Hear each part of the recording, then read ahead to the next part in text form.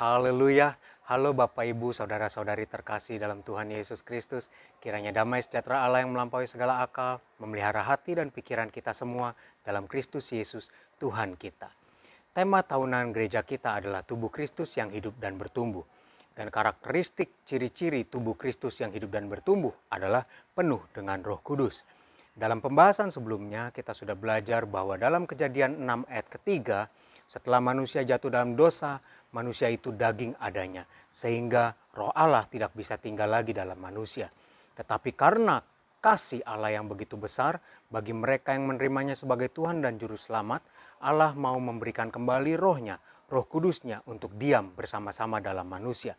Cara Roh Allah itu diam dalam manusia kembali penuh dengan Roh Kudus adalah dengan membudayakan hidup dalam roh dan meninggalkan hidup dalam daging. Cara untuk penuh Roh Kudus yang berikutnya yang akan kita pelajari hari ini adalah, mari kita perhatikan bersama-sama. Yohanes 20 ayat 21 sampai 22 saya bacakan. Maka kata Yesus sekali lagi, damai sejahtera bagi kamu, sama seperti Bapa mengutus aku, demikian juga sekarang aku mengutus kamu. Dan sesudah berkata demikian, ia mengembusi mereka dan berkata, terimalah Roh Kudus. Jikalau kamu mengampuni dosa orang, dosanya diampuni. Dan jikalau kamu menyatakan dosa orang tetap ada, dosanya tetap ada. Ayat yang ke-22, mari kita perhatikan. Di situ Tuhan Yesus berkata bahwa ia mengembusi murid-muridnya dan berkata, terimalah Roh Kudus. Tetapi saat itu setelah Tuhan Yesus berkata terimalah Roh Kudus, murid-murid tidak serta-merta langsung menerima Roh Kudus.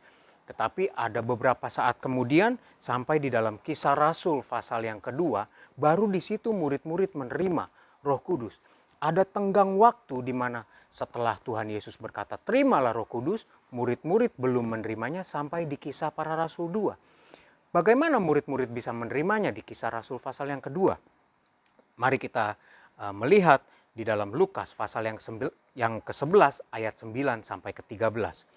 Oleh karena itu aku berkata kepadamu, mintalah, maka akan diberikan kepadamu. Carilah, maka kamu akan mendapat. Ketoklah, maka pintu akan dibukakan bagimu. Karena setiap orang yang meminta, menerima, dan setiap orang yang mencari, mendapat, dan setiap orang yang mengetok, baginya pintu dibukakan. Bapa manakah di antara kamu jika anaknya minta ikan daripadanya akan memberikan ular kepada anaknya itu ganti ikan? Atau jika ia minta telur akan memberikan kepadanya kalajengking. Jadi jika kamu yang jahat tahu memberi pemberian yang baik kepada anak-anakmu, apalagi Bapamu yang di sorga, ia akan memberikan Roh Kudus kepada mereka yang meminta kepadanya. Jadi cara untuk penuh Roh Kudus yang berikutnya setelah kita hidup dalam roh adalah minta, cari, dan ketok. Sama seperti murid-murid di Kisah Rasul 2, mereka berdoa di situ meminta, mereka mencari, mengetok hati Tuhan bahwa mereka mau penuh Roh Kudus. Dan di sini firman Tuhan katakan bahwa Allah pasti memberikan Roh Kudus itu. Tetapi ada satu kondisi yang perlu kita garis bawahi, bahwa ketika meminta, mencari, dan mengetok, kita perlu ada sikap yang benar. Sikap apa? Yang pertama adalah sikap menghargai.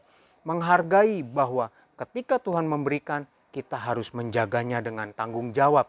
Kita harus berkomitmen menjaganya. Sehingga ketika Tuhan melihat itu, Tuhan memberikan, terimalah Roh Kudus, dan Roh Kudus merasa bahwa kita bisa menghargai, kita bisa bertanggung jawab dan berkomitmen untuk menjaga Roh Kudus ini, maka dia akan datang kepada kita dan kita akan menerimanya sebagaimana yang firman Tuhan katakan. Mari kita budayakan hidup dalam roh, kemudian kita berdoa dengan komitmen, tanggung jawab, dan menghargai Roh Kudus ini.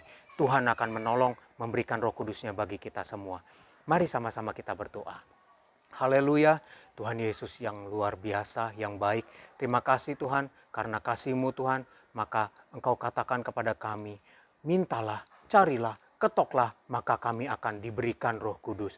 Dan Tuhan, kami mau berdoa, Tuhan penuhkan kami mau menghargai, kami mau komitmen dan bertanggung jawab menjaga roh-Mu dengan hidup, budayakan hidup dalam roh ini. Terima kasih Tuhan, Tuhan berkati kami semua, Tuhan tolong kami semua. Dan sepanjang hari ini Tuhan kami akan beraktivitas, kami mau serahkan hidup kami kepadamu Tuhan. Kami mau serahkan segala sesuatunya Tuhan, kiranya Engkau memberi hikmat, menjaga, melindungi kami semua Tuhan dalam beraktivitas. Dengan pertolongan-Mu kami percaya Tuhan, Engkau akan membuat kami berhasil. Dan berjalan bersama-Mu Tuhan, kami akan aman, tetap dalam keadaan baik dan sehat. Terima kasih Tuhan Yesus, terima kasih. Kami serahkan segala kehidupan kami ke dalam tangan-Mu, di dalam nama Tuhan Yesus Kristus. Haleluya, amin. Terima kasih Bapak Ibu, untuk Bapak Ibu yang sudah mengisi sensus. Dan saya ingatkan kembali bagi Bapak Ibu yang belum mengisi sensus untuk ibadah online, mari kita sensus. Link sensus ada di deskripsi. Silakan Bapak Ibu klik dan mengisi sensus yang ada. Terima kasih Bapak Ibu, saudara-saudari. Selamat beraktivitas. Tuhan Yesus memberkati.